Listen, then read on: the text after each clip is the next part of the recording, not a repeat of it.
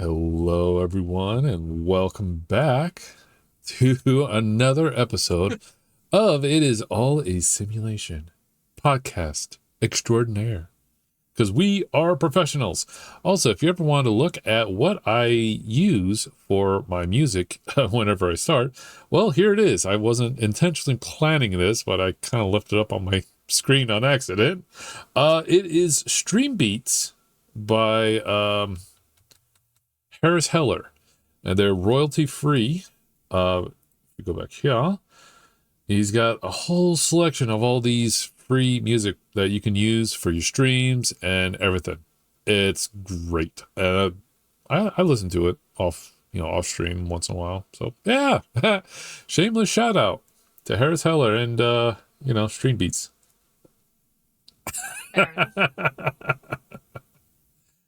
Fair enough. Man. You left it up. That's hilarious. I did. It was on accident. But yes, about stuff. yeah, whatever. We're professionals.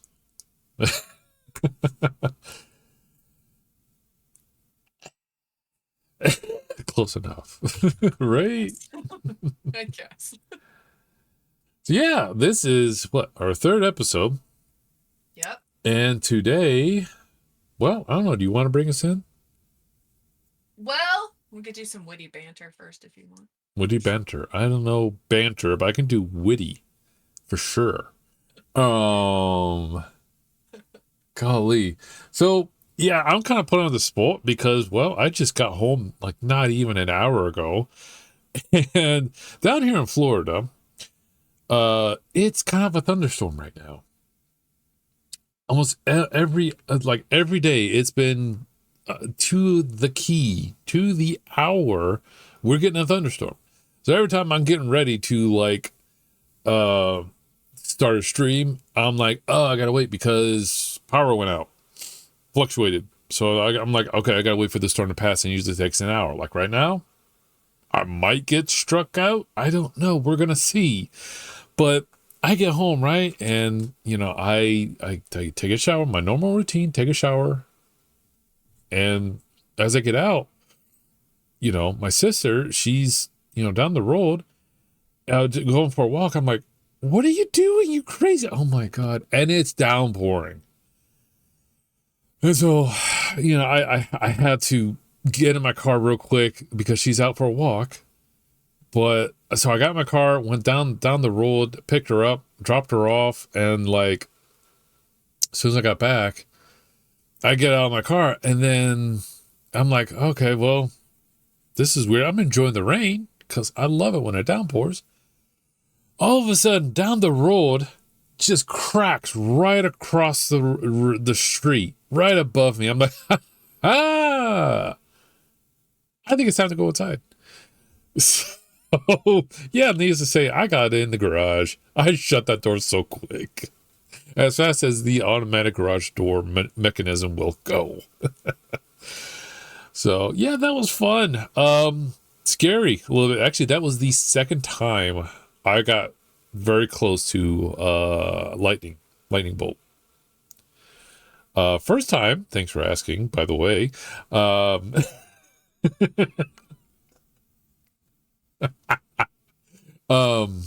It was actually on the bypass, coming from Elkhart back home in South Bend. And there's always that one bend that just kind of turns off, right? Or it might have been either from Indianapolis. I don't remember. I was on the highway, and it was raining. Was it raining? This was so long ago. This was, God, when I was 20 something.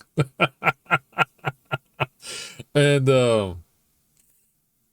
anyways, it was dark. It was like as dark as can be. I had 99 Oldsmobile Intrigue. Love that car.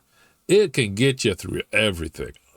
The engine is great. I'm not going to go on about that. Yeah, I'm on my way back. Heading back home late at night.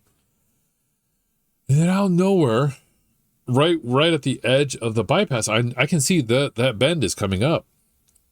Bam! Just dropped lightning right outside, struck a tree, but my eyes were wide open, tried to, see into the darkness.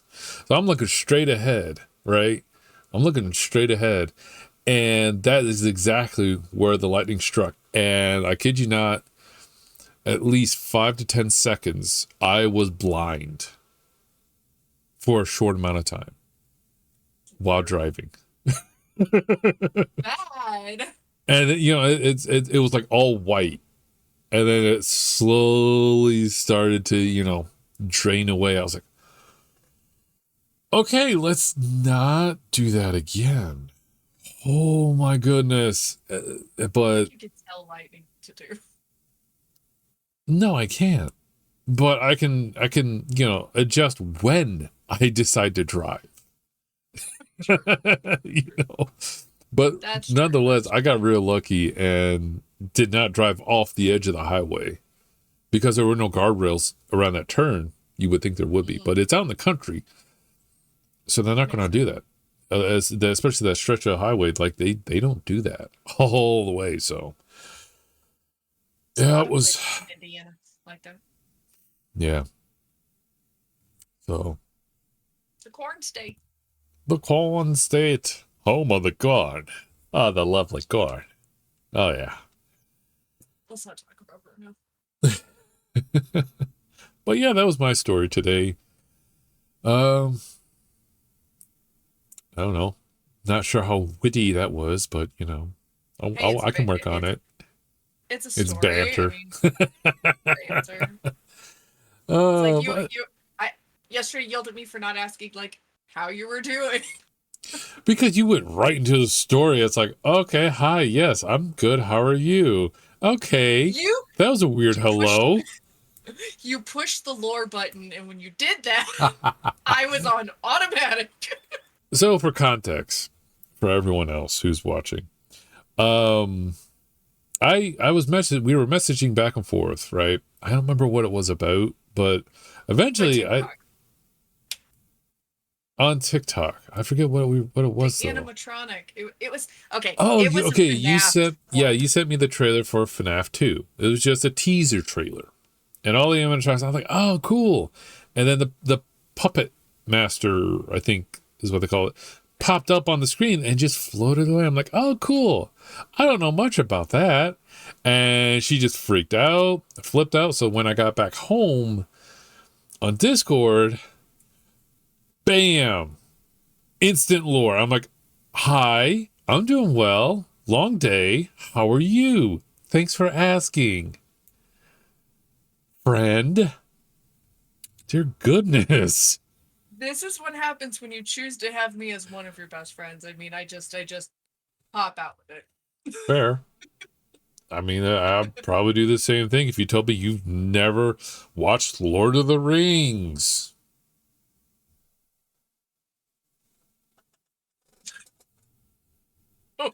Or Star Wars, but you've seen Star Wars, so I don't have to go about that.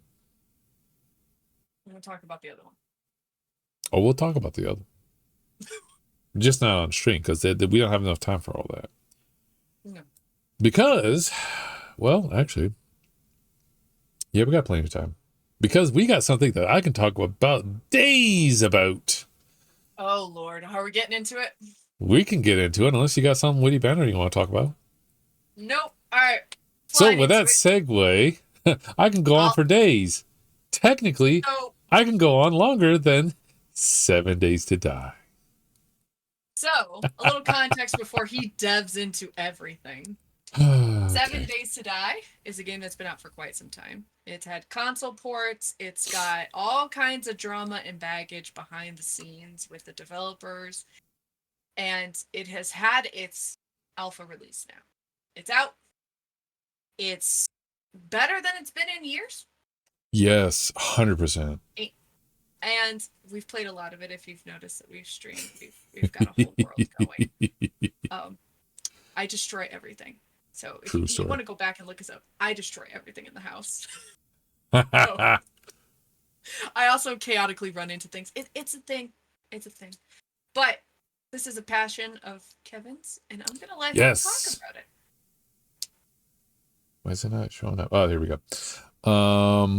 So first of all, just to kind of get this out of the way real quick, I have 278.1 hours logged in to 7 Days to Die.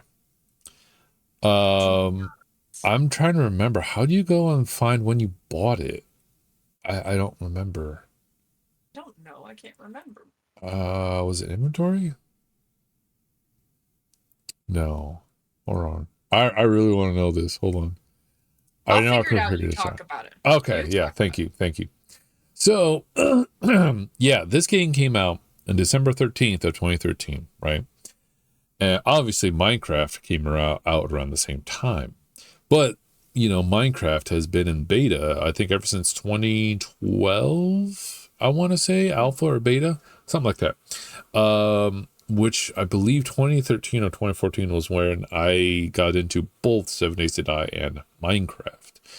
Now, Minecraft, I have to sidestep here.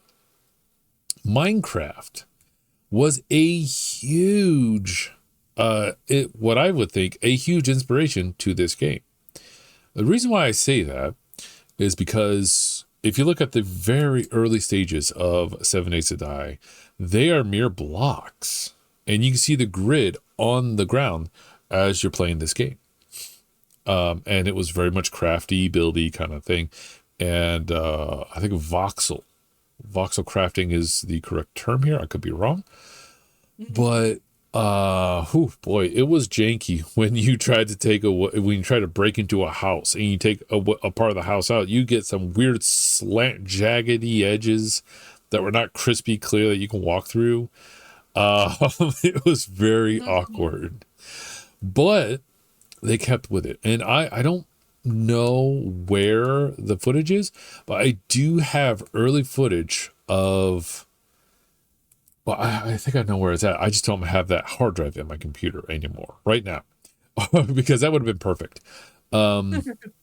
Because I recall I was in one of the homes of the attic and I'm looking around and you can still see some blocks, but it was more smoother than what it was, but it's still pretty blocky for the most part. And I got a lot of missing texture images when it came to like the fencing and some of the windows even. So it was weird. I still enjoyed it. Not gonna lie, I really get into zombie games, and so for all of this, a crafting zombie game, there wasn't. I don't think there's really any out there for the most part. I'm horrible. I didn't have my notes ready in time for all of this because I'm such a fanboy. I can just go on for days about this. He does love this game quite a bit. I enjoy this way too much. This is my go-to game. It really is my go-to game. I will just mindlessly play it for hours. Even if I don't survive the Blood Moon night, like I still have fun with it, you know? And everyone's got that game. For me, it's Minecraft or bloody 7 Days to Die. You know? I don't know why. There's a certain charm to this game that was just always with it. And yes, it has been in alpha ever since, 2013, 2014. So yes, this game has been in development for over 10 years. And yeah, I did gripe about that a few years ago. Because like, bro, whenever it's like the GTA 6 meme, but not as bad. Well, actually, wait a minute.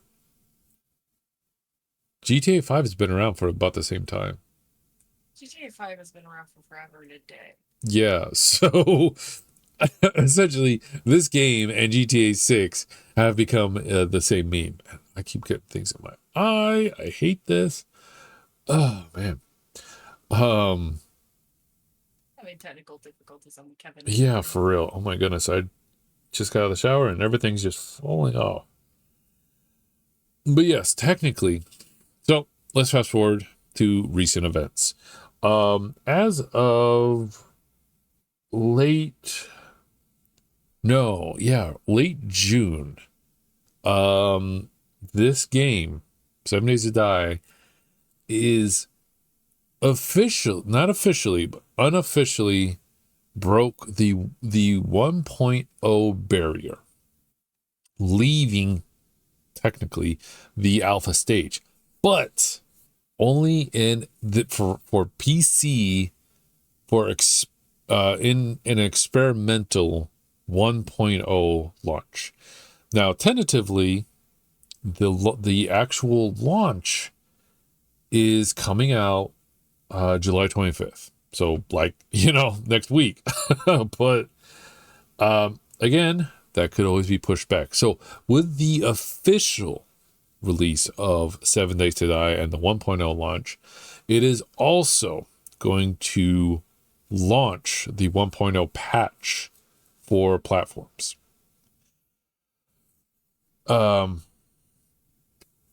Excuse me. And already with the 1.0 experimental, it has dramatically improved. The last alpha they left off of was Alpha 21, which, yes, that is a lot of alphas and no betas, which is weird. Usually you would break the alpha and go into a beta and then go into a full launch like Minecraft did. Minecraft, I want to say, launched full release from beta a few years back. They went 1.0. So to just jump beta altogether, for one, they don't need it because, again, 10 years, a decade, so they kind of were in that beta process, but they just still called it alpha. And they are still technically early access officially. Technically, they're still in early access. Where's my mouse here? My mouse isn't showing up. That's weird. Why is that? Oh boy. Oh, there we go. Because I wasn't clicked on the window. But so as I say that, as of right now, the price will continue to go up from $24.99, and I cannot stress this. It is totally worth that price. I would say it's around. I would say at least a 50, if not a full game release title of a $60 game. This game has come so far, visually, mechanically. They changed a lot of things about the game. Like I joke around with this a lot, but as we found out in our last co-stream, they used to have every single toilet had a pistol in it and a piece of paper. Every single one. And then after, obviously they make changes. They develop the game better and stronger, and so now there's you don't see him anymore.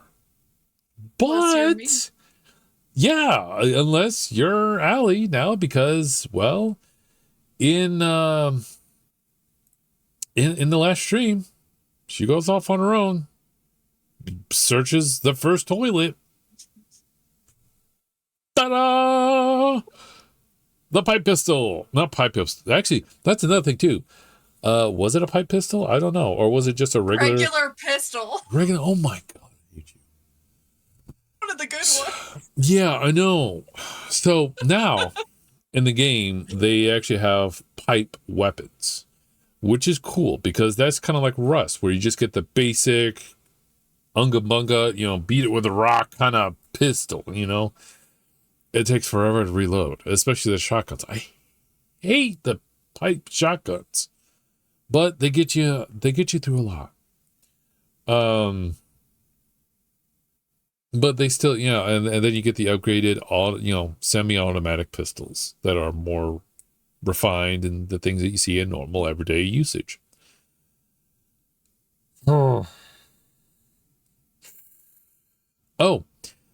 I mean, I don't know. Should I talk about all the changes they went through? Like, There's a list of changes. Like, it is a massive amount of changes. There's a laundry list of changes. I guess we could talk about the developers, the Fun Pimps, Yeah. because when they made well, here's the thing though, they didn't make the PS4 game.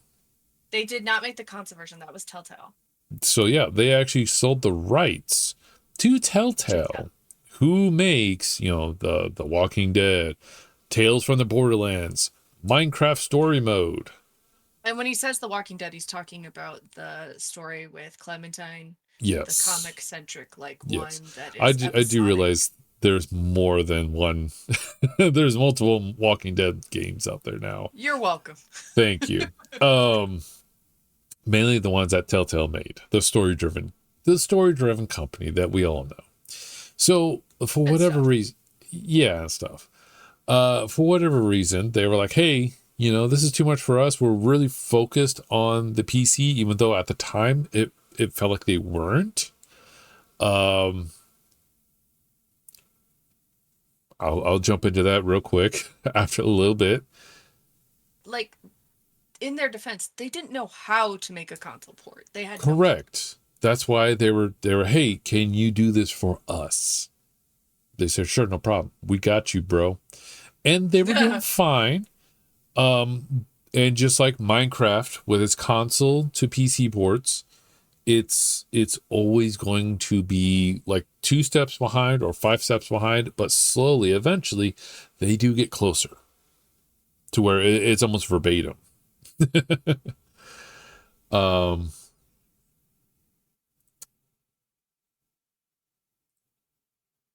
Sorry, sidetracked real quick. So that's essentially what Telltale was doing. They're trying to catch up to the current port of the PC, and apparently somewhere they dropped the ball. And I guess if I'm correct, they lost a lot of money and they couldn't produce a whole heck of a lot. And so they keep going. Failures. They had failures. Like, Batman wasn't as successful as they thought it was going to be. The Wolf Among Us, while very good, was not as successful as they wanted it to be. Like, they just put too much out there with not enough profit. Right. And so, with 7 Days to Die in their pocket as well, they had to string their development elsewhere other than 7 Days to Die. And after a certain point, they are only at a certain alpha at the time. I think they stopped at like alpha 14 or 13 or something. It's very, very late game because it is broken. It was a very much broken part of the alpha from the PC point of view. And being on console, from what I've heard, I haven't played it. It was very broken. It was horrifically broken. It was, from what I understood, almost unplayable. It was 14.7. So I was close. It had some content from Alpha 15 and 16. Yeah. But yeah, it's very, very old. And if I remember correctly, once it hit 15 or 16 is when they really kind of went into full swing again. They improved the combat, especially in those alpha updates. Excuse me. But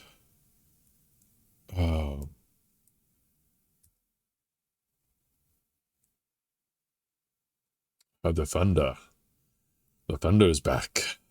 I'm half expected to carry this episode because he just So again, I'm in a thunderstorm, so we'll see how long I will last here.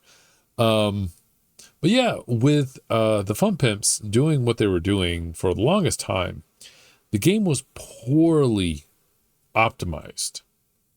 And at the time, I was running what I consider really good graphics, really good setup. Like, I was running AAA title games with ease, with great graphics and everything.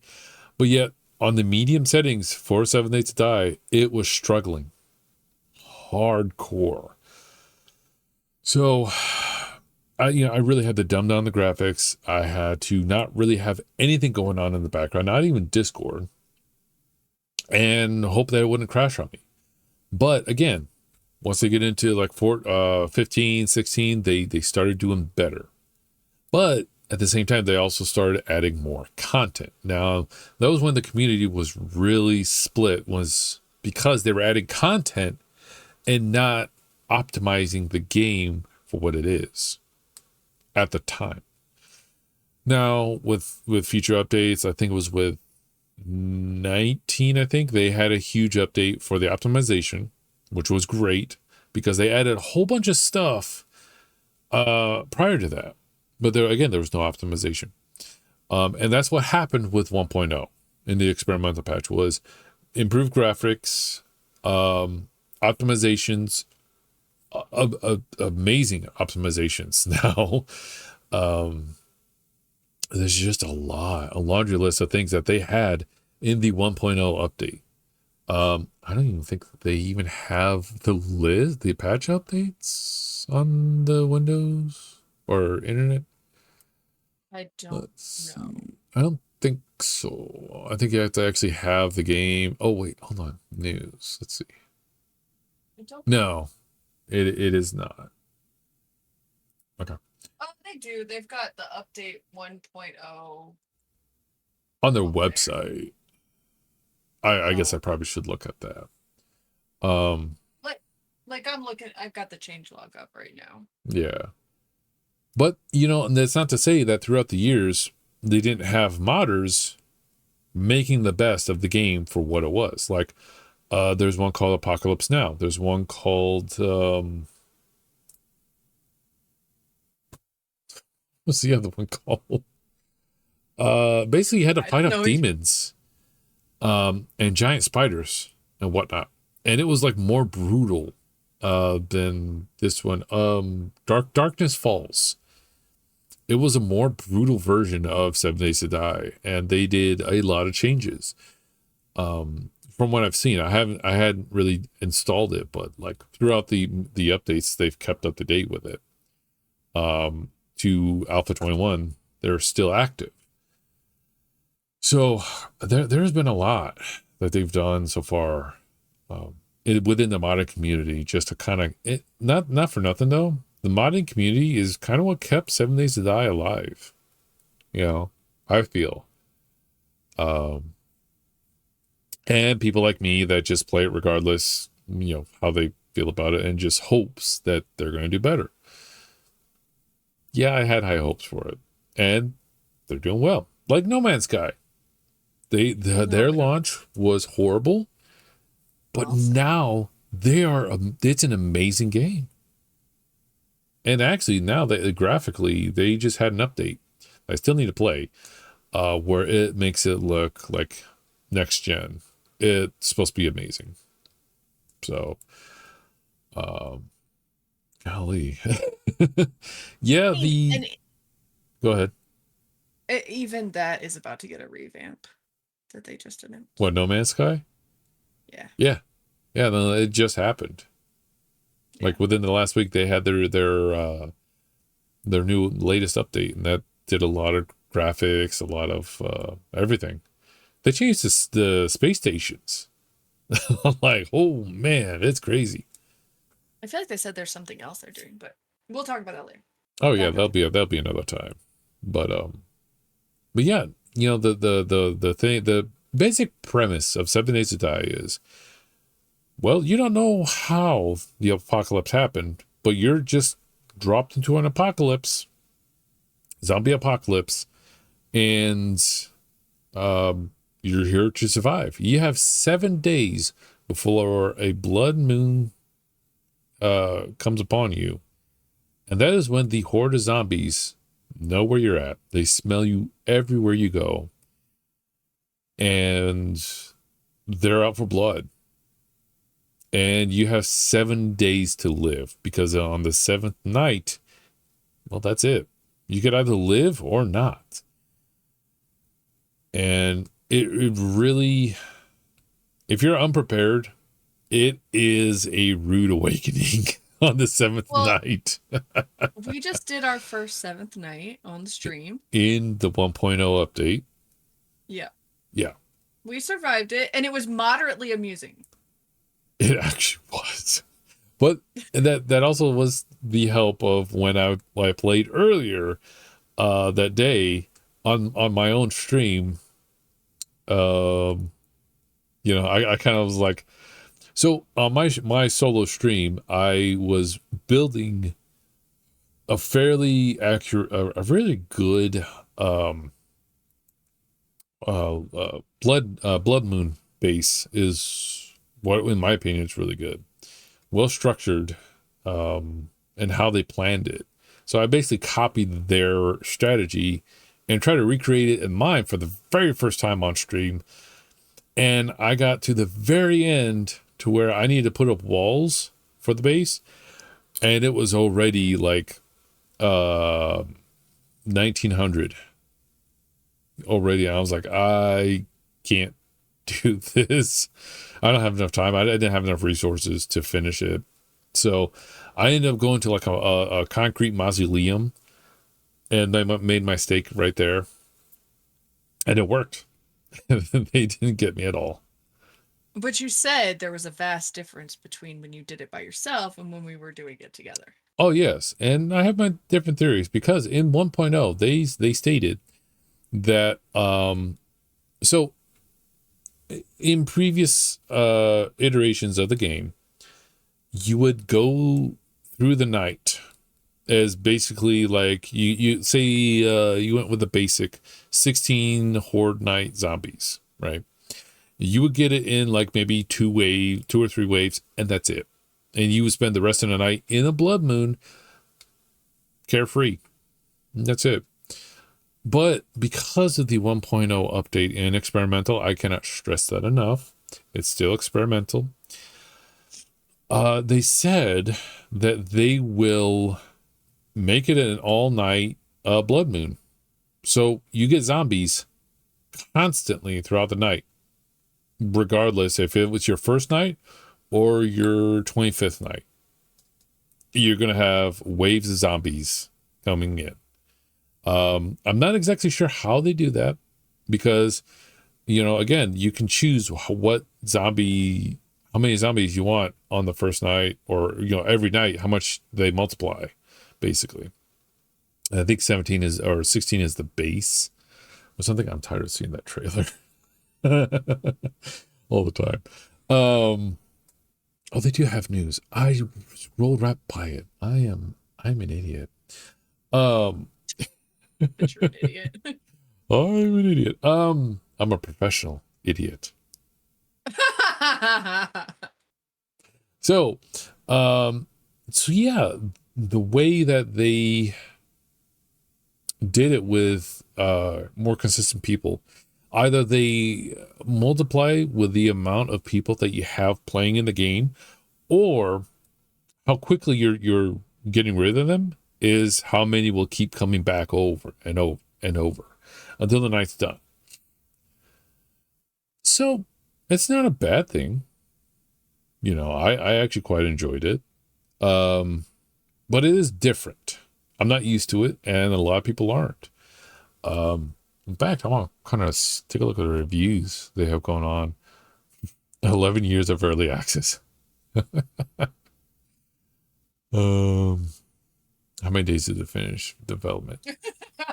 That's funny. Misleading marketing. I have this game for several years, and I am still alive. I mean, he's not wrong. And the funny part is, what's up? And one of them says, whenever I'd get hungry or thirsty, I would kill myself tonight. Yeah, and actually, that's kind of what I was going to go into. It's funny because even before they had the permadeath option, I would still treat this game as like a permadeath kind of option. If I died, I would actually start over a new game, because I wanted a challenge like that. which I did get better. I've gotten better at it. I've gotten a lot of close calls over the past few months. But I made it through. So, but I still have not known what happens when the infection takes over. I'm so angry. I know. We'll get there. In our co-op stream, I am still infected. I'm actually 15% infected, and I'm going to let it go. And otherwise I'm going to go get infected on purpose. We will see what happens. The first time that I was like, oh, maybe I should just let it go, I was like 5%. And I was like, I just had every injury ever imaginable on top of that, besides dysentery. That was the only thing I didn't have. Like, dear goodness, I'd rather have that. I'd rather have a poo trail going around instead of injured, a concussion, broken leg, an abrasion, God knows what. Oh, exhaustion. But no, I didn't have dysentery. No. So, yeah. I was a bit upset at myself, not going to lie. I should have let that happen. So we're letting it happen now. Which Monday we'll be back with 7 Days to Die. And we're going to continue good. All right, cool. So now it's not me just doing the streams. Now Allie's going to be a part of the streams, and we're going to do our co-op streams 8 p.m. Eastern Standard Time. Yeah, I know I got it this time, yes. But I will probably play throughout the day with my games. So I'm just saying, I'm gonna play my games too now. No, okay, you're fine. Go on. But no, that was basically it. Every time I would be injured or dead, I would just, not when I'm hungry, I wouldn't just do that because I'm my starvation. Although there are many times where I come close where it's like I'm just better off doing that because I didn't have any food. It was scarce. Like, here's the thing now, it seems like food is more scarce in these newer updates than when they once was. When they once was. Okay. Yeah. No, but also another thing, the zombies no longer drop loot every time they die, which kind of threw me off when they stopped doing that. Because the nurses, they would always drop antibiotics, any kind of health-related healing factors. They would drop. And I was like, hey, cool, I can live longer. Nope, not anymore. But they also added the drop rate of when, looting everywhere for these specific things. So they kind of counterbalanced that, I feel. They've added a lot into the game. They added more POIs. At first, when they added sleeping zombies inside homes, I didn't like it. But now it makes sense. It just sucks that them. Yeah. Ooh. You're waking them from the dead sleep. It was weird, but it makes sense. It just sucks now that every 7 days you have to clear that house again. It's like, dang it, dude. And I will say too, in regards to the quest lines, they actually make it more linear. Beforehand, and here's the other thing too. I never play Navezgane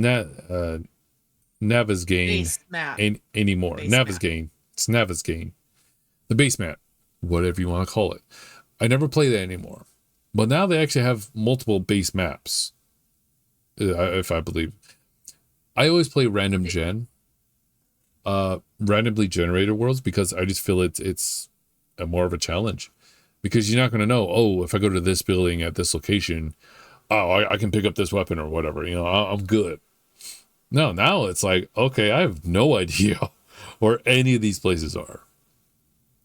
So I can't go to this one specific town 2.5 kilometers from this other town You know, skip this town and go 2.5 kilometers more east just to get these one cluster of buildings, you know, POIs. Now it's good luck. And I always enjoy that more. I do. It's fun. I really enjoy it. But yeah, the quest lines are more story driven, I feel, because now they're adding more story to the game.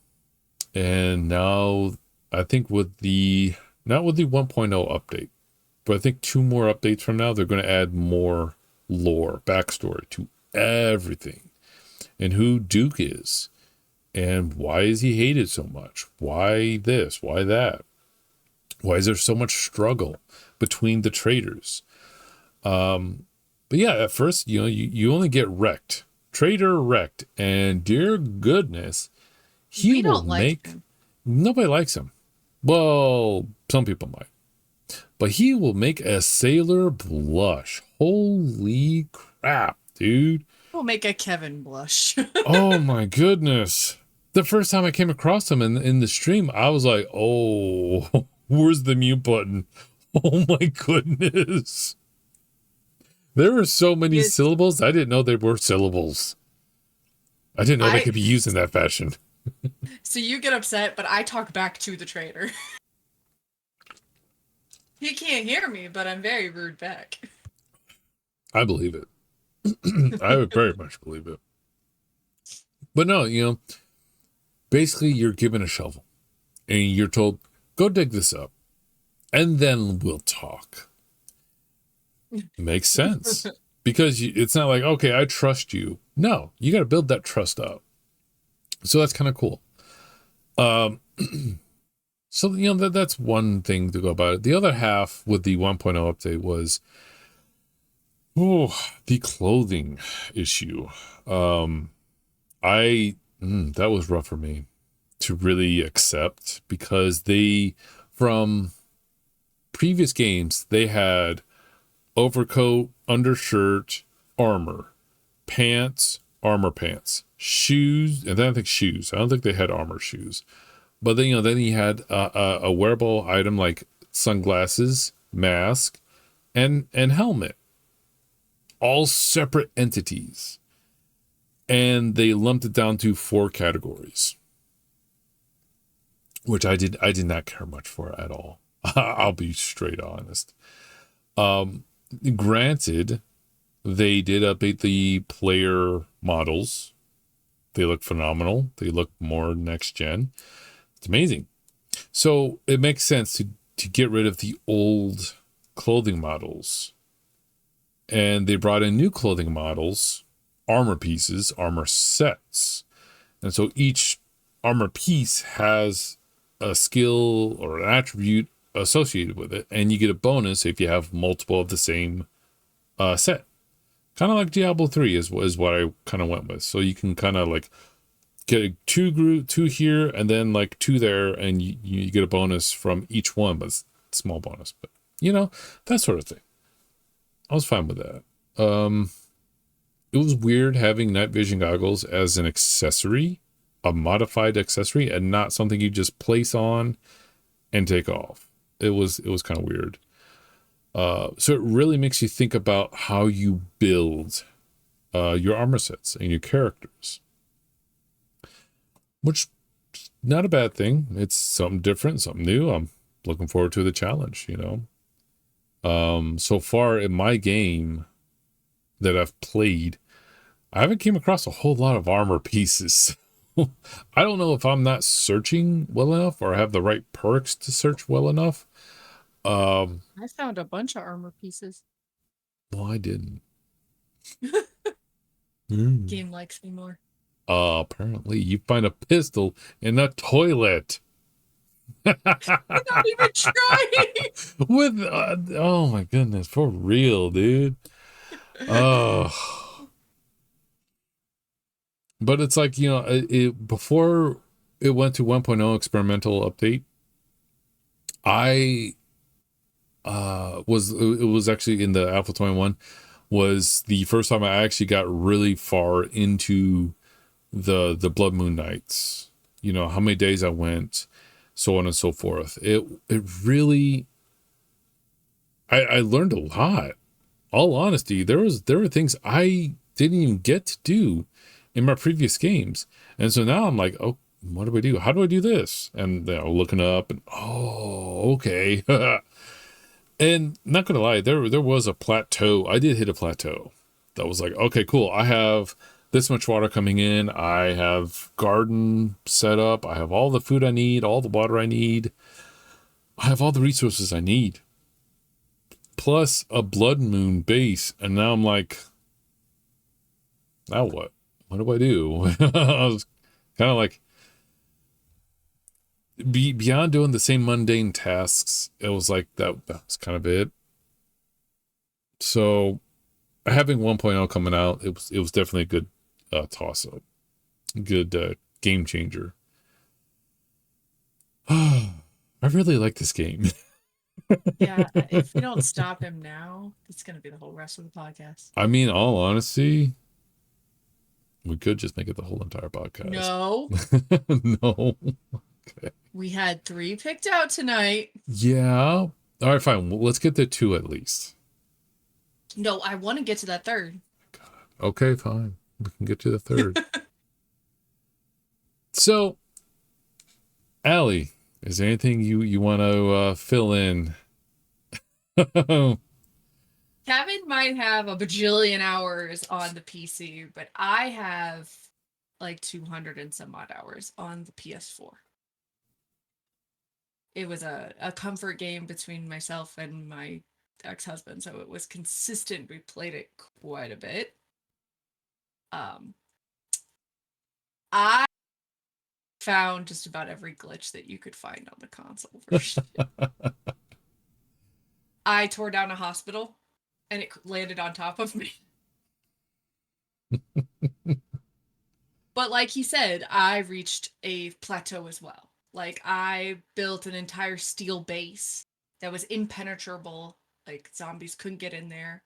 Mm-hmm. We had a whole garden protected by a steel fence. Like, everything was perfect. And once you hit that point, there was no point anymore. Right. So this console release, personally, I like it on the PC. I am very much looking forward to the console release. Mm-hmm. Which the Fun Pimps did say that they released all of that to Sony and Microsoft, and that at the end of July we should be seeing the console release. Oh yes, and one thing I also forgot to mention, with this new release, they're actually anticipating a co-op, a cross-platform between PC and PS4/PS5, probably mainly PS5, more than PS4, but between Sony and Steam, basically. So that'll be good. That I'm good. I'm glad they're finally doing something like that, because there are other games that have done that in the past, and honestly, it's for the better, you know, survival game wise. So looking forward to it, you know, and I did read the roadmap. I forgot. Eventually, I think beginning of next year or the last update this year, we are finally going to get NPCs. We are finally we're going to get hunters, looters, people to kill, actual people besides zombies. So that's going to happen. Goddess. My stars and goddess. I cannot believe this. I cannot. Oh god. Oh my. Let me see if they actually have it in the update. Let's see. Because they may have talked about it. I know they talked about it on one of their streams. 10-year anniversary. Let's see. But I don't know if they actually give the roadmap right off the bat in their Steam updates. Oh, here it is. Rota 1.0. They actually show it. There we go. There it is. Yeah, so in July they're gonna have the console launch, which will be go back. You I forgot to pause it. Oh, okay. Okay, bandits. So in the fourth quarter of this year, they are going to improve the weather system. Which I also forgot to add. The thunder sounds. Oh, it is so good. It is so much better. Real. It's so good. I still get PTSD from my past gameplay. I got struck by lightning. It was not fun. That's a whole different story. There's a theme with lightning and Kevin, it sounds like. Yeah, for tonight. Oh my goodness. They're going to improve the wardrobe system. So, i.e., they may actually bring back the rest of the clothing. I really hope they do. And I can't read the rest of the bottom. But yeah, in the second quarter of 2025, they're going to bring in bandits. Main menu overhaul, whatever. An event system, and a new quest type. So that'd be interesting. And obviously this can all change. But what they're wanting to do, for the fourth quarter of 2025, they are going to bring in trader overhaul. They're going to update the story mode. So, Duke and everything else is going to have a storyline to all this. Just like Minecraft, how they made Minecraft have an end to the game. I got mixed feelings on that. But they will also add Steam Workshop support. So all the mods that you can have will be right there on Steam. You don't have to go to Nexus anymore or any other website. Unless you want it that way, whatever. And then again, there'll be new quest type. So I'm guessing instead of like the clear a house, get this unburied treasure, find a satchel, that sort of thing, they'll add a new quest line that you can do. This is what it sounds like. So that'll be somebody stop him. He'll go on the rest of the night. I can go on the rest of the night, and I want to. Oh my Lanta, if you get through this, maybe I'll stream with you in a little bit. We could play it again. Okay, fine. Good golly, Miss Mom. But yeah, as it states in the video, these dates are rough estimates and subject to change. So we may not get bandits next year. We may get it at the end of next year. It just depends on how well they're back into development. But I will say this: after the whole debacle with Telltale and the PS4 platform basically halting there, they've improved their working conditions or whatever. I don't know, but they've picked up pace. They bought back the rights. They bought back the rights to the console version. Right, they did buy it back, which is unfortunate. But ever since then, they have been full steam ahead, and they've been improving the game so much. And I'm really glad to see that 1.0 is finally here before GTA 6. Oh my god. It's just good to finally see this game, because I joked around a lot saying we're never going to see this game come out of get out of alpha. And sometime this year, hopefully at the end of this month, we'll actually see early access be erased, and it's just going to be the full-fledged game, which I'm assuming by then they're going to increase the price. So he wants this to go by this word right here, this blue box on the Steam page. He would like it to just go away. It will go away. Early access. Not saying it's a bad thing, but I've been seeing it for 10 years. And I want to move on from that. I could do this, but I can't really see much of anything. I can't see. I can move on to another game. I could, but I really don't want to. This is too much fun. I have way too much fun with this game. You've literally been talking about this for almost an hour. I know. I know. I told you I could talk about this for a long time. So to end it, unless there's anything you want to say. Nope, go on. Okay.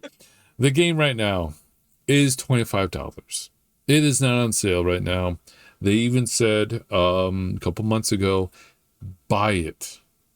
Buy it when it was like $14 or $18. It was like $4.99 because I bought a bunch of when it people's was copy. when it was on sale. They did have like one final sale, and before they said buy it on the sale because after the sale we're going to increase the price. I think this is the price. Okay. I don't know if they're going to raise it. I think on the console it's 40. I don't know. It's not because it hasn't been approved. They don't have the console like thing quite up yet. Right. Well, that's what I mean. I can check. Because right now this is just experimental. It is not the official. It is not the official 1.0. We're out of alpha. We are now an official game. Of 1.0. So that's why I say there's still options that they can raise the price one more time before the official launch of this game to come out. Yeah, it's not up yet on the PlayStation, so it hasn't had its price announcement quite yet. No. Which we will probably see here within the next few days, leading up to again tentatively July 25th. So we'll see. It is, again, it's totally worth it. It is totally worth it. I enjoy it. But then again, I'm into the survival crafting style of games. Except for one. We'll get to it. Keep going. Okay. But yeah, that's that is all that I'm allowed to say right now. You make it sound like I just reprimand. Okay, maybe I did. You want to move on? I read the room. A little late on it, but I read the room now. So Tell you what, at the end of this, I'll drop out. You can just talk about it. Fair, but yeah. Fair but rude, right? So I know we talked about the second game, but do you just want to skip it and go to the third game? By chance? With a P or start with a D? The P. Oh no, we're talking about it, and I'll be quick. I'll be brief. Okay. So I guess you can go ahead, bring it up, and because I don't have that page up, so I'll get that page up going right now. So just to kind of end this a little bit, we can say what we like about 7 days, but if you like it, or if you've played it before, or if because of this you now want to play it, let us know. We want to know if other people like it. It's a passion of Kevin's, quite obviously. It's something I've played for quite some time. I bought it in 2017 for Steam, so there you go. But if you liked it or anything, let us know. So, moving on to our second game, which he reluctantly doesn't want to talk about. I don't, for a very specific reason. Sorry, go ahead. Project Zomboid. Yes. Now, I love Project Zomboid.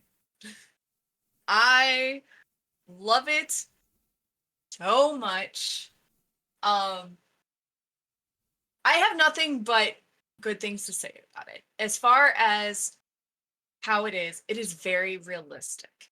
If you want to play a game where you're going to go into it with nothing and every sound you make brings a horde on you, you have to eat, you have to get water, you have to learn how to do things. If you want a true experience where you're literally sitting on pins and needles like, oh my god, I made a stupid noise, this is the game.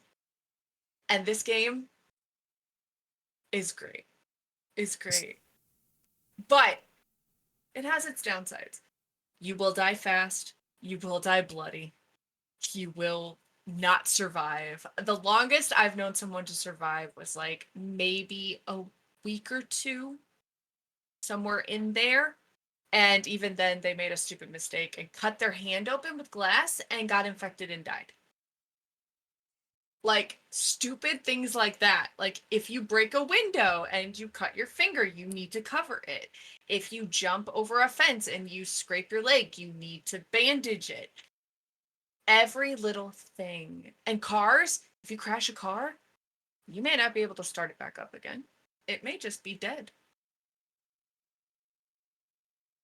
But it's a great game. Kevin's not the biggest fan of it because it's hard. And so, yes and no. But I will say this. If you ever wanted to see if you would survive a zombie apocalypse, realistically, this is the game to get. All honesty, because as she stated, it is very much a hardcore game. Every choice matters. And you are legitimately thrown into it, not knowing what's around the corner. Now, the thing is, this is an isometric view, i.e., it's not top down, but it's just tilted ever so slightly. It's still bird's eye view, essentially. The best part is you don't see everywhere around you because you're looking in a third person view. No, you get a cone of vision. You have fog vision. You have a cone of vision of fog. So you can't see what's behind you. You can only see this cone of your actual sight, of your character.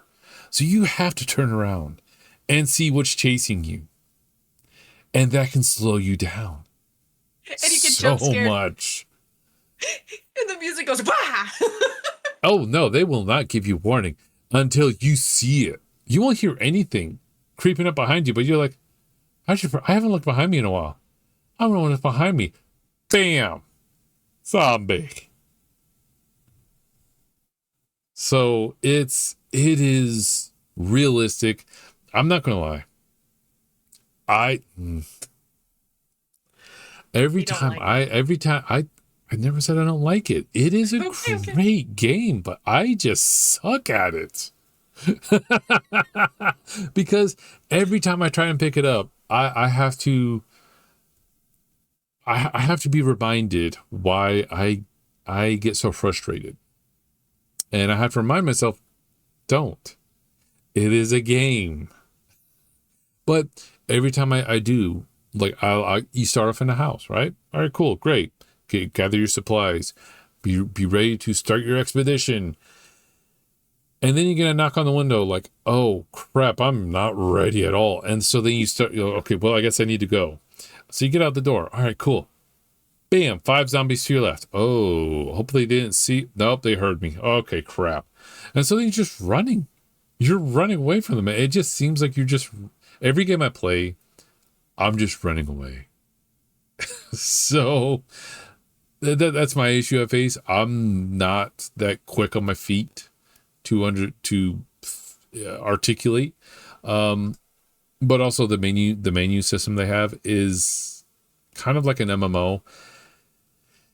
I'm just not used to it. I'll admit, I'm not used to it. Now, am I willing to learn? Yes, I am 100% willing to learn and get better. Just like with 7 Days to Die. Here's the thing. 7 Days to Die and Project Zomboid are obviously zombie apocalypse crafting survival games. You can craft in this game. Mainly survival is the key in this game. There are more consequences in this game compared to 7 Days to Die. And again, that's more realistic. That is fun in its own aspect. It makes you learn. It really forces you to learn. It doesn't carry your hand like, I will admit, 7 Days does in some cases. Because when you start off in 7 Days, you don't see a zombie until maybe late in the first day. Then you see your first zombie. But as time progresses, you start seeing more zombies. No, no, no, no. In Project Zomboid, they're everywhere. Good luck. They're right So outside your window. it's like the D&D version of 7 Days to Die. Like, legitimately, because you can create your own character, whatever stats, you can roll it, you can randomize it, whatever you want. You know, plus and minus, this and that, traits. It is very well put together. Not gonna lie. It is very good put together. But I can't speak much about it. Because again, I don't have actually how many hours do I have in this game? Let me look at this. I haven't done it that very much. Oh, that's embarrassing. Oh, you about to make me sad. Mm-hmm. What do you got? So I only have 117 hours into this game. But again, I play more 7 Days than I do this game. 7 Days is more arcadey. This is more racing simulator. You know? That's not embarrassing because I only have 7.4 hours. That's still more than, like, that's still really a lot of hours. Like, True. When we talk about The Sims finally. gosh. Yeah. That day is coming up. We haven't decided when, but that day is coming up. Let's do it on my birthday. When's your birthday? September. Oh, all right. Yeah, we could do that. We'll plan for it. So to kind of wrap this up so we can get into our next one. Yep. Literally when you start Project Zomboid, the first thing to say to you is, this is how you die. Yeah. So it's a game that knows you're gonna die. But the question, and like it says on its main thing, how will you die? That's the question. Yeah. You're not supposed to survive. You're supposed to die eventually. Yeah. So I think it's a funny play on it. I think it's amusing. I've played it in with some mods into a god mode because I kind of wanted to see how big the map was. The map's pretty big. There's 3 of them, and they're pretty big. Actually, I think there's 4 or 5, but like it's all based in Kentucky. Yes. So they're very good. I can't say enough good things about them, but we've told you how we feel about it. I'm sorry. I just read a review. They do not recommend it, but here's the pros and cons. The pros: the most realistic zombie survival game. The con: most realistic survival of zombie game. I see that. Okay, like that, yeah. I'm not kidding. It is so realistic. It's a $20. Yes, it's an early access. They're constantly changing different things. But it's fun. And if you're going to play it with a friend in a co-op multiplayer, do it. Yes. If you keep going. I mean, if you want to see what you would be like in a real zombie apocalypse, how you would survive, what stupid mistakes you would make, play this game because you're going to make those stupid mistakes. Yep. Also, I didn't know this. This came out November 8th of 2013. Yes, it has been out for quite some time. 10 years. The same, like 2 months, a month before 7 Days to Die. I didn't realize that. It came out when 7 Days came out. There was a horde of zombie games that came out that were all similar to each other. There were a lot of zombie games. These are 2 that have remained. I mean, they were all piggybacking on the Walking Dead success. So yeah, the TV show, not the video games. Right, the comics, the TV show, that sort of thing. But the reason why I bring that up is because this game is still in early access. I can't remember the last time I got an update though. Oh no, it did. June 27th, they started talking about the biomic man and the glowing ones. So they're adding different zombies, which is a lot more than what 7 Days is doing. For now, they are going to add more, but I don't know. Anyway, we've told you how we feel about it. If you like it or if you play it, know. We would like to hear what you think about it. Let us know. Tell us how you feel. If you agree with Kevin, if we are accurate enough on these games so far, let us know how you feel. How does that make you feel? We're like therapists here. Let us know how it makes you feel. if you hate it, if you absolutely hate this game, let me know. We can start a dialogue. We can talk about it. Let me know. We'll definitely start a dialogue about 7 Days to Die. However, if you take his side and you gang up against me, well, it wouldn't be the first. Welcome. I will welcome open arms. All right. Moving on to our last game. Yes. Our last game is a game that I played on the PS4. I love it. I've played it. I'm going to look up how many hours I've played it in a minute. But I have beaten it 15 times. I believe it. One of my favorite games. It is also a game that, if I may interject, a game that started on the console and now has a port on PC. Yes. And it is a game that has been robbed of a sequel. Yeah. And that game is Days Gone. Such a good one. Such a good game. You play as Deacon St. John. He is a biker whose wife is dead. He is played by that fantastic Sam Witwer. If you've played any of the Star Wars like Force Unleashed games, you know that he's the main character. He does the voice of Darth Maul in all of the animated. I wish he would do live action. If you can't tell, I adore this man. She's a fangirl. I am a super fangirl. I watch his Twitch streams. I am a super fangirl of this man. Oh boy. When he said he was doing this game and it hadn't been announced yet, I was like, okay, I gotta play it. Like, I was already on board for Days Gone. I was already day one. And I was a day one person. I bought this game for the PS4 the day it came out. And I am aware it had glitches. It had problems. It does have some issues. It takes a really long time to get to the hordes that were advertised when the game was coming out. Right. I acknowledge that. However, once you get to them, once they are unlocked, the game gets infinitely harder in certain ways.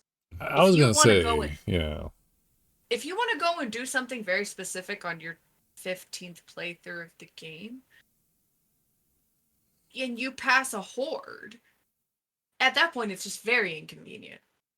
Oh, yeah. Like, oh, great. I usually know where to go. I drove right by that farm, but that stupid horde's at it. Great. Now I'm stuck here. And that was what, let me say this. That was one thing I loved so much about this game, is that the world did not change. When you are early on in the game and you're rebuilding your bike or building up your bike, I'll say it. You're rebuilding your bike. This is spoilers. I don't care. It's an old game. It's been out long enough. It's been since 2018, 2019. So this came out here 2021 on the PC, but I came on out the PC before that. But on the PS4, it came out way before that. But the reason why I praise this, the unchanging of the world, is because, again, you're early on in the game. You don't have hardly anything for ammo. You got a pistol and a rock to throw, and maybe a baseball bat. And before you meet that zombie bear, what'd you say? And you got your best buddy, but go on.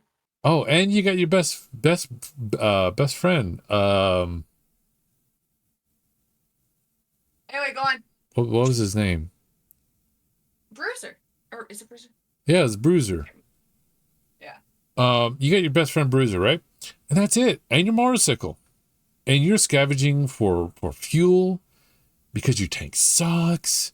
But no, you will, like she said, you will pass by a horde of zombies, and there is nothing you can do but run. Boozer, his name is Boozer. That's Boozer, thank you. I was like, that didn't sound right. But anyway, there's nothing you can do until like the later, almost like roughly like 3 chapters to the end of the game. And then you're like, all right, remember me? Yeah. Let's go. And it's so good because it adds to the feeling of this story driven game, heavily story driven game. It makes you feel like you are not ready for this. You cannot take this on. What is going on? You're confused on like how to deal with these guys, but run. You actually have fear. And it was so good.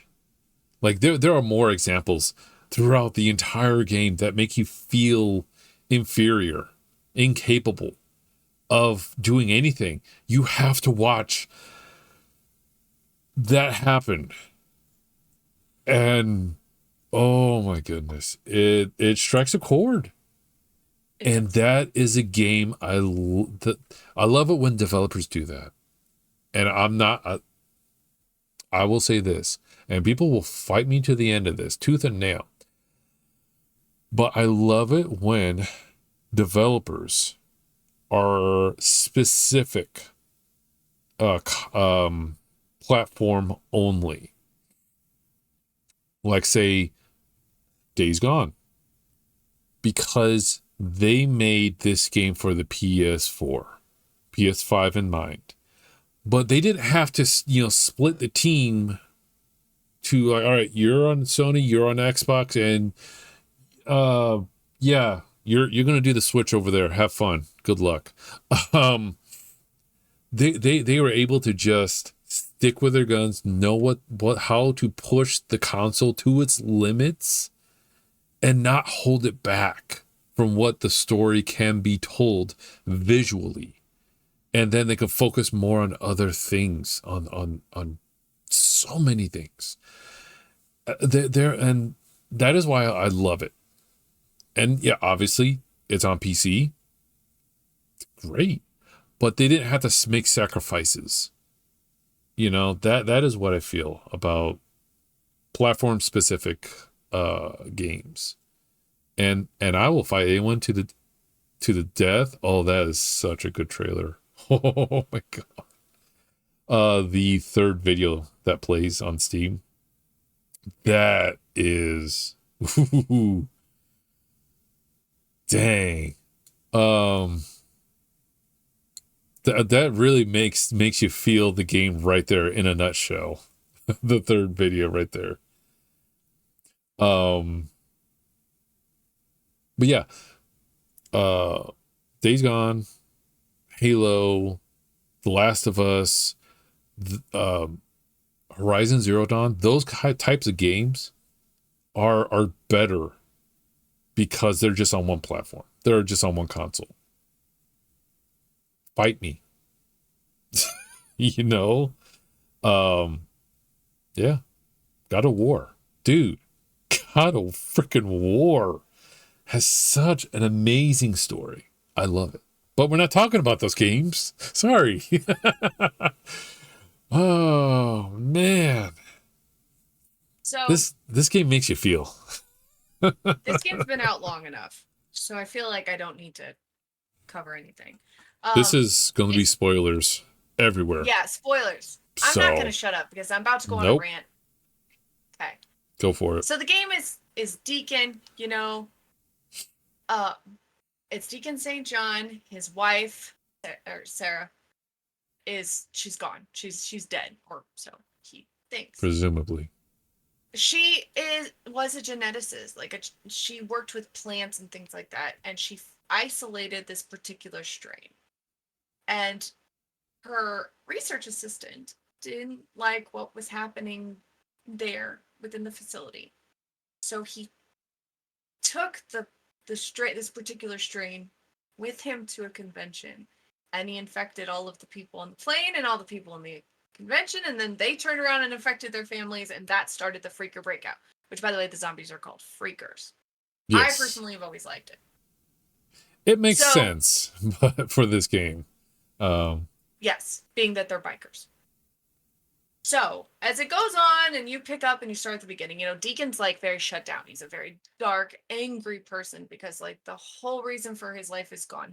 His wife got stabbed by a little freaker kid. He put her on a helicopter thinking she's going to be safe. She's going to be taken to a Nero refugee camp in order to be saved. mhm. And he gets to the refugee camp and it's burned down. It's overrun. And he shuts down. To And him, Boozer his tries life is over. because Sarah was his whole world. Yep. And Boozer shuts down. I mean, Deacon gave up the MC for Sarah. And that's a big plot point that comes up about midway through the game. Mm-hmm. He gave up that for her to prove that he was a good person. So her parents would come to their wedding.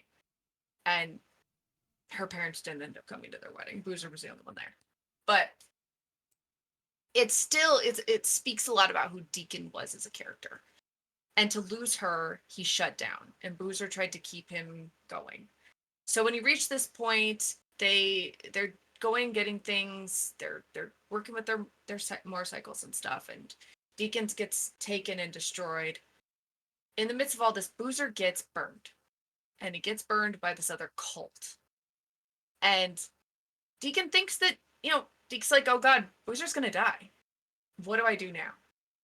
And the thought of losing Boozer, which would probably push somebody to shut down more, actually wakes him up. And The on only top of family this, that he has left. exactly. So on top of this, he's also sees O'Brien, who is the Nero guy that he gave Sarah to. Scientist. And yeah, the scientist. And he's like, holy crap, if you're alive, if you got out, where's my wife? And he starts to put things together. And O'Brien eventually brings evidence that she's alive, that she survived. And Deacon ends up in this militia, just to kind of go forward. Fast forward a lot. Yeah. There's a lot that happens there, and I'm not going to give all that. That stuff is worth it. But when he gets to the militia and he sees Sarah, as a player, you're like, oh my God. Like, you're thinking, oh, they're going to have this beautiful, epic moment. She shuts him down so fast. So the reason why they had to is because they have to play it off. Because unless they find out, like, oh, he's a mercenary for hire. He does jobs for camps all across the area. And to them, he's just another drifter doing his job. And yes, that does come into play. But that first time when she sees him, the reason she acted that way, she didn't believe that he was who he was. She thought she was manifesting it.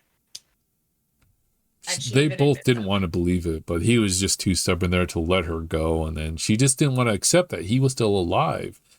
And after all these years, why didn't he find her kind of situation? But it was still a great love story to just, oh my God. She was right there. She was right on the other side of the mountain, literally on, like, he could have. Deacon and Boozer have been planning for months to do. But things have always happened in the way. Yeah. And then so many setbacks would happen. And Deacon would always make so many excuses because he just was not capable of moving forward from the potential heartbreak that he had in his mind that she was dead. In his mind, she was dead. He couldn't move on from that. So he's a lot of angst and a lot of anger. And he's angst and anger that he would go. At the beginning of the game, you go there like 4 times to her grave site that he made. Yeah. And he talks to her and he kills the freakers that are there and he protects it because it's his final hold on her. And when he decides he's ready to leave, that he's going to take Boozer to go get help, he's going to leave. He goes and he says goodbye. And then the stuff with O'Brien starts and it's like, holy crap.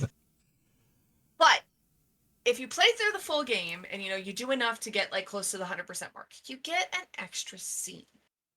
And Yeah. O'Brien wants to meet with you. And you meet After with all these O'Brien. events have happened, after you Yes. saved the camps and you got back with Sarah, you meet back with the neuroscientist one final time.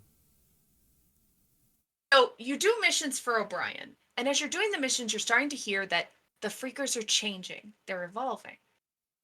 And when you meet with O'Brien, he reveals to you that he is a freaker. And he's an evolved freaker to the point where he's been walking around in this suit, in this hazmat suit the Suit, entire time. And you had no idea at all. And they set it up for a sequel. Yeah. And it's a goddamn shame that it didn't get it. But as I've told not yet, Kevin, but there's hope. There's hope. no, every time I still think there's hope. Washed. Ben's studio is doing something else now. But anyways, your theory. I have a theory. I want to finally hear this theory after all day. You telling me this. I'm like, oh. All right, let's hear it. He's clearly not the most evolved one. I think that all of Nero has done something in some way, shape, or form. The head honchos, the people above O'Brien, they have infected themselves and evolved themselves to a higher level to protect themselves and keep ruling the world. Like, they are in charge. I don't think O'Brien is the top tier. I think he's the bottom tier, and maybe he accidentally got exposed in some way, shape, or form, or he found a way to make the evolutions occur.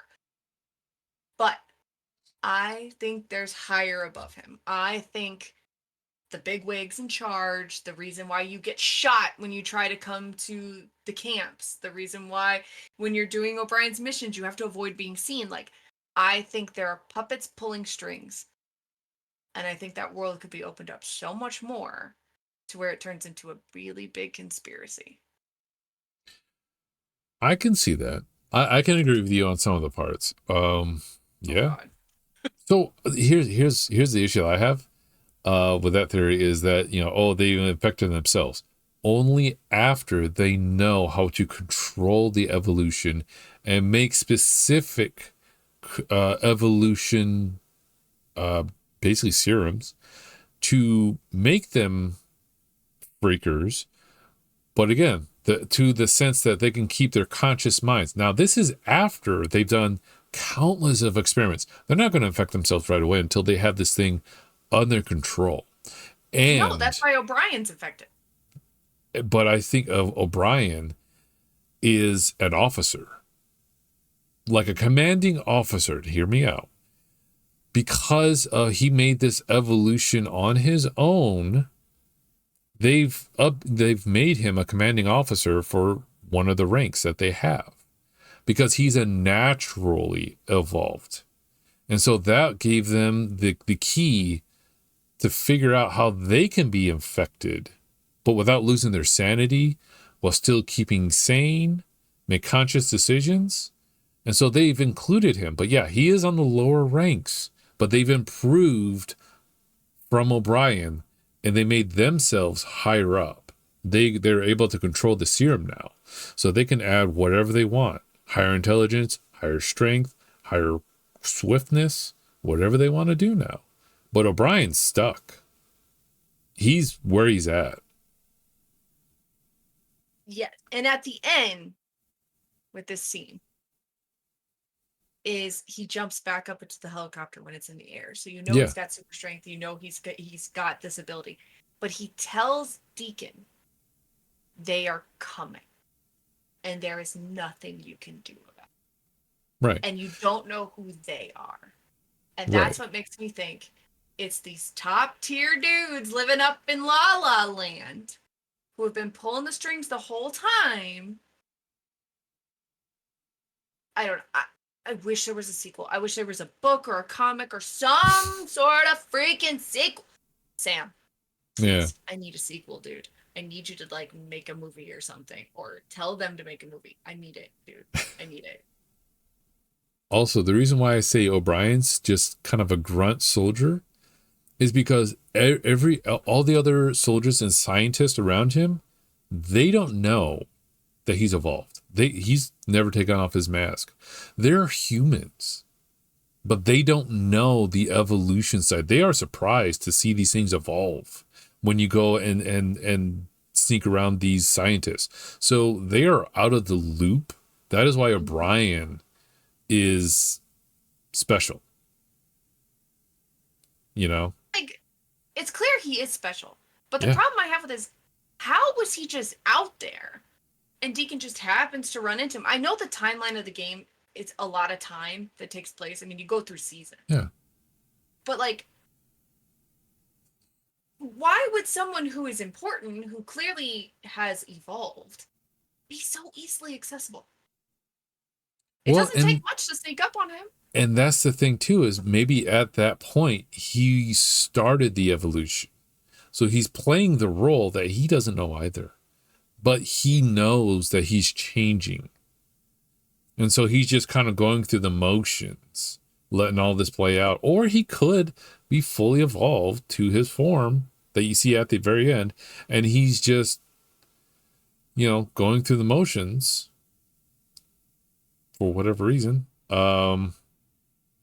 Maybe to have concrete evidence for the company that he works for.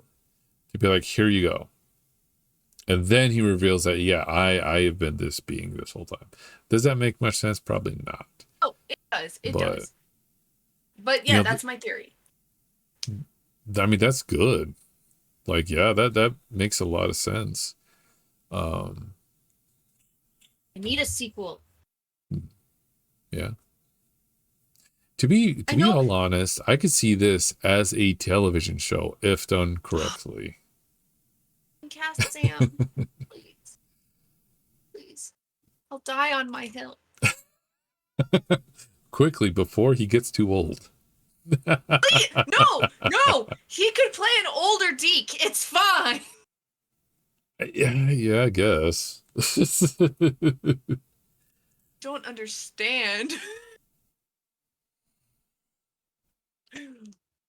The game is super fun. Like, this game is good. So and it got review bombed when it first came out. When it first came out, yeah. People thought it was false advertising. It had a lot of glitches. I will say that when I first played it, I had one glitch where my bike went through the map. I had another where Deacon went from one side of the map to the other very quickly. Wow. I've never had zombies.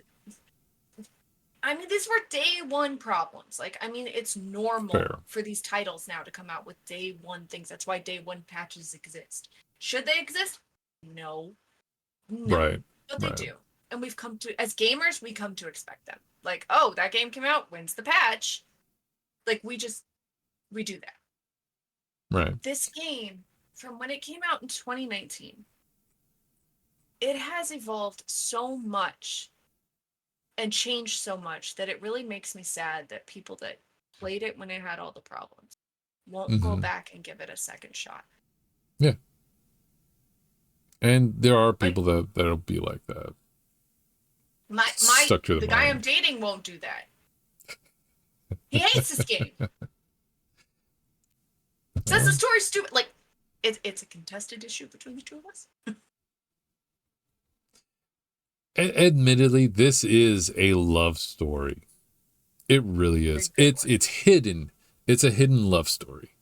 There's a lot of action. Now, I will admit, when I first heard this and saw the trailer, I didn't have much faith in it because I had in that mindset, I was like, but this is a zombie game that is very linear. It's very story driven. How can it be an open world that they were touting?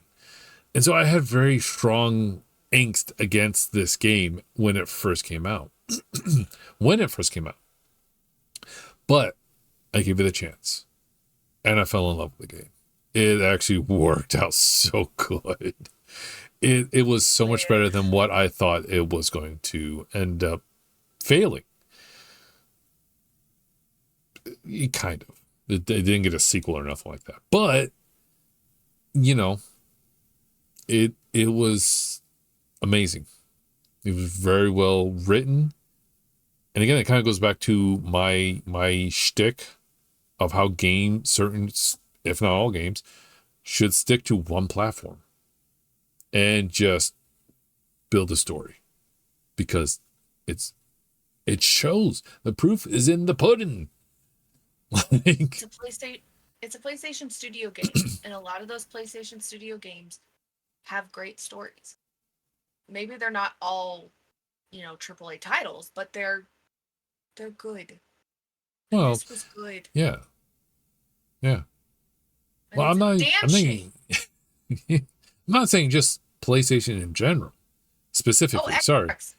Xbox has their own, stories of their own that are amazing. Don't get me wrong. Get back on that amazing bandwagon any day now, please. I mean, yeah, true. PlayStation is kind of outbidding them on so many games. What? Different sides. Go on for days. What's happening between those two that I'm just like, what are y'all doing right now? Besides the obvious that they're no longer making consoles. Making glorified computers. Let's be. To be fair, Microsoft has always been a computer company, and they dived into Xbox as a what if scenario. So they were never really a dedicated game company. But in the same sense, neither was Sony. They made Walkmans and televisions. Neither was Nintendo. But we're not going to talk about their backstory. I don't think Nintendo can fail anytime soon. I mean, that's just me. Now, anyway. Sega is actually one I don't really know much about. Regardless, they kind of failed. Anyways.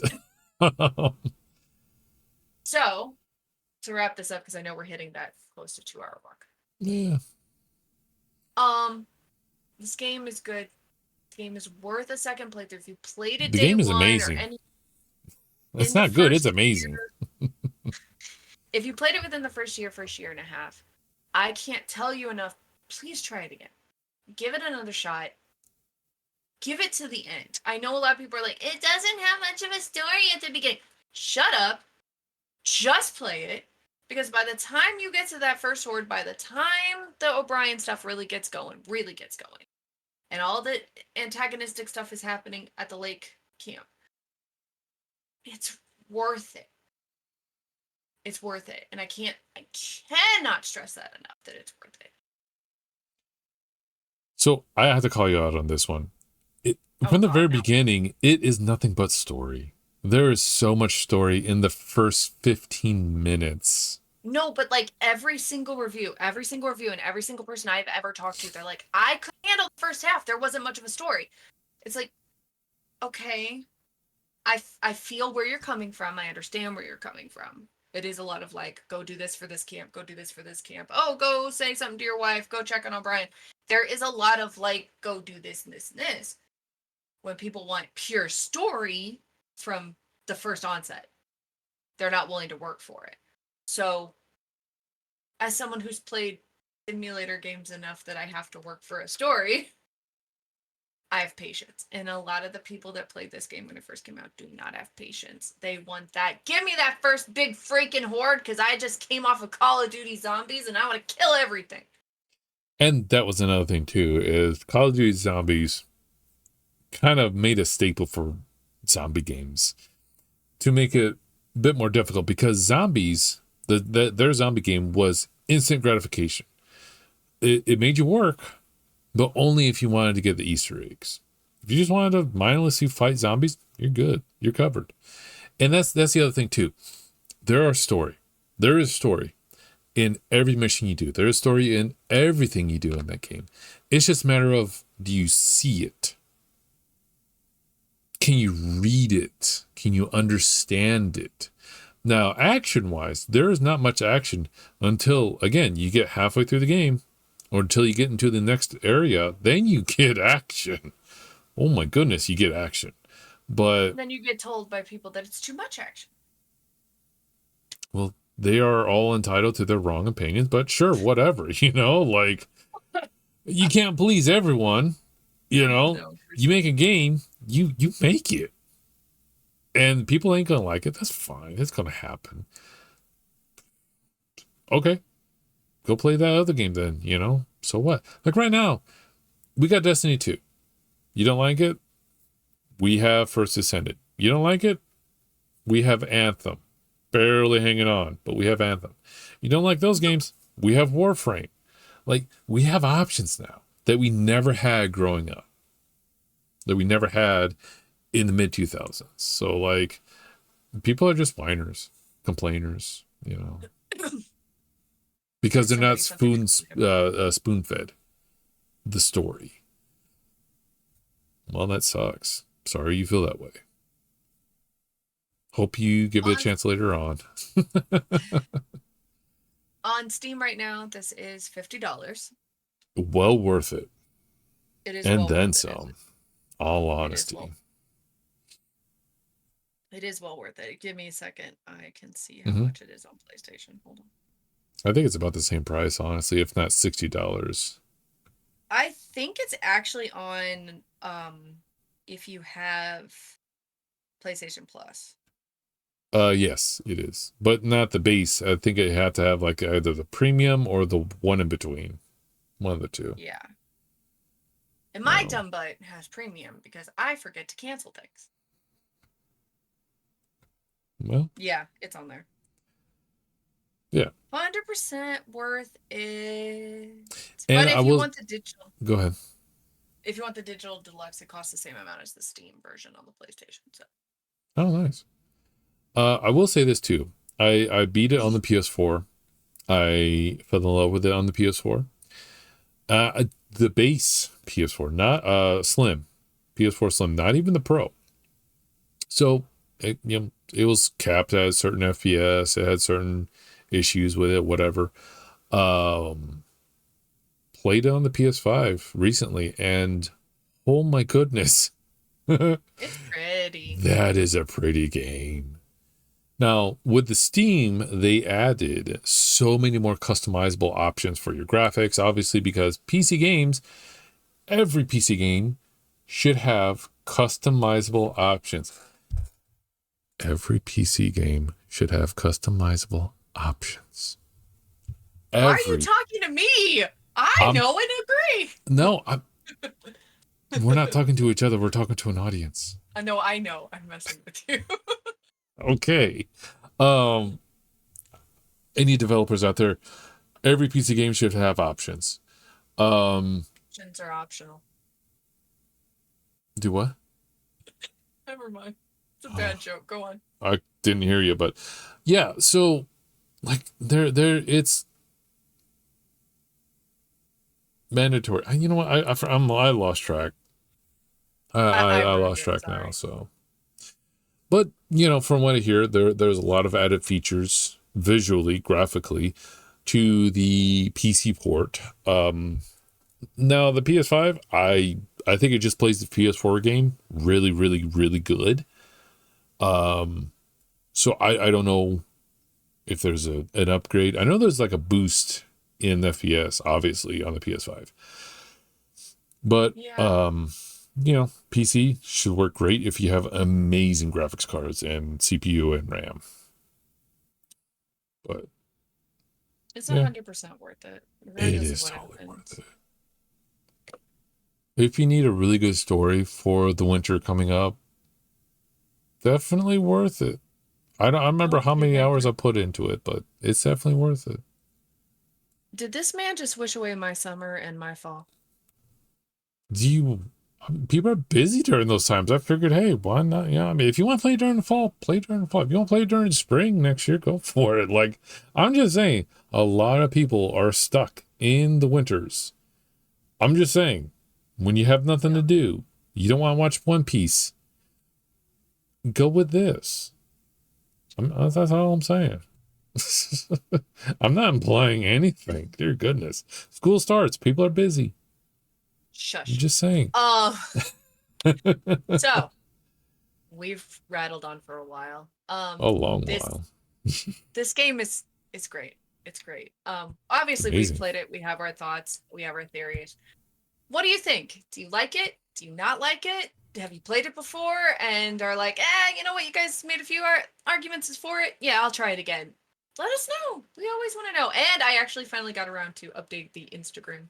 I was just plugging it in because let us know on Instagram at It's All a Simulation Podcast on Instagram, as we will shout out the couple of photos of what the games we have gone over. Now, this is episode 3, so we're still working on the implementing episode 2 on YouTube and Instagram. We'll get that running, but let us know in those comments, you know what, and also leave us a comment, maybe something you want to see further down the road, you know.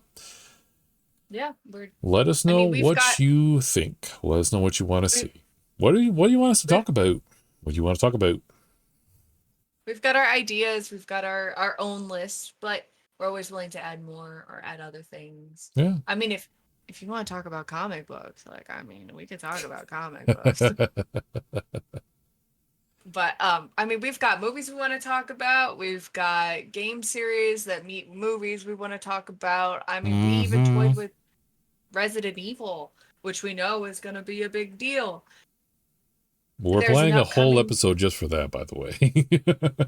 We're planning a whole episode for Silent Hill. We're planning a whole episode for The Sims, which actually I think is going to be 2 episodes. Oh my goodness gracious, Great Balls of Fire.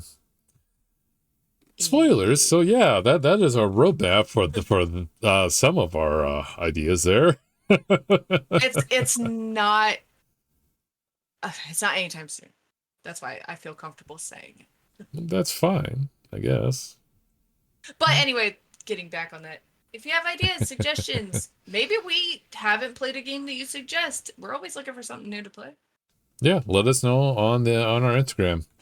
And yeah, again, we only have so many games in our library. We're always looking to expand. It's a big library. It's a big library. But still, some of them are just dumb games for silly humor. So, which we have talked about, I believe, in our first episode. So, that's only a portion of those stupid games. We'll get back to those later on in future episodes. We've got One-Armed Robber to play yet. We still have yet to play that. Like, what is up, dude? We'll have to. We gotta make a time for that. Not this coming week, but probably week after or something. I don't know. Okay, that works. That works for me. Okay. Because there are things I need to do, get done, and whatnot. So.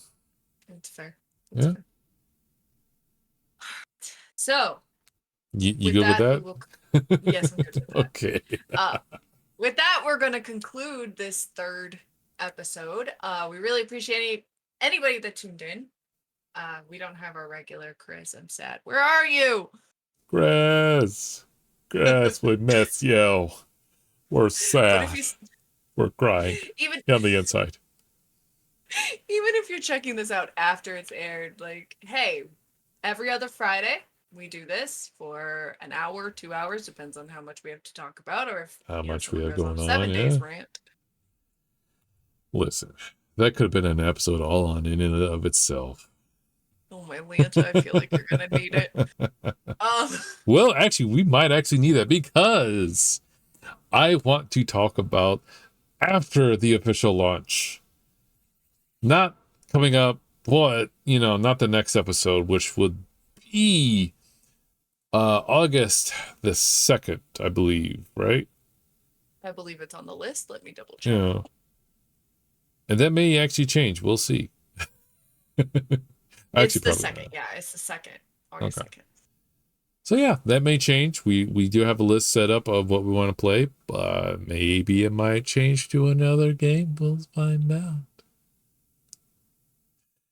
But again, we go every other Friday at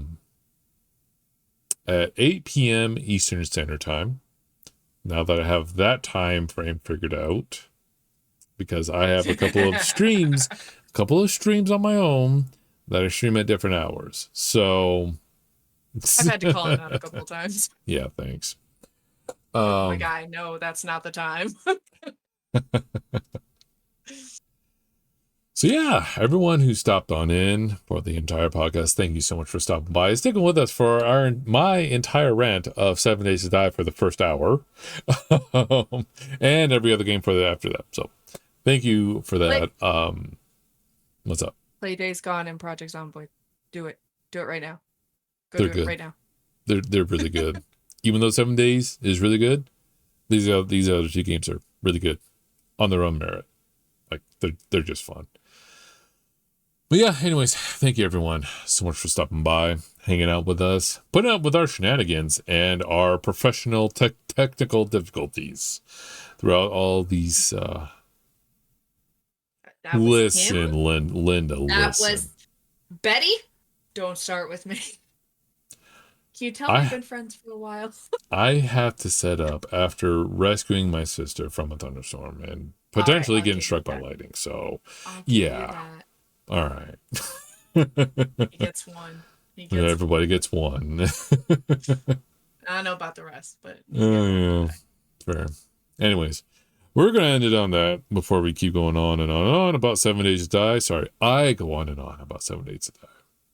That's on you, bro. So again, everyone, thank you so much for coming out. Let us know what you think of the show, and we will talk to you. Actually, I will talk to everyone tomorrow for my random game day. What game are we going to play? I don't know yet. We're going to find out. I want him to play Resident Evil 8, but that's a whole thing. That's a whole different story, but we'll see. We'll see. We'll talk about it. But anyways, not next Friday, but the Friday after, August the 2nd, we will be back for the next podcast. Sunday, catch us playing Running Away from Ghosts in Phasmophobia for the new challenge every week, every Sunday, 8 p.m. It sucks. I hate it. I get scared every time. We did it in record time. We practically did. And to see those, you have to come out and visit us. Other than that, check out our schedules. And yeah, I will talk to everyone tomorrow. But until then, take care. God bless everyone. Adios.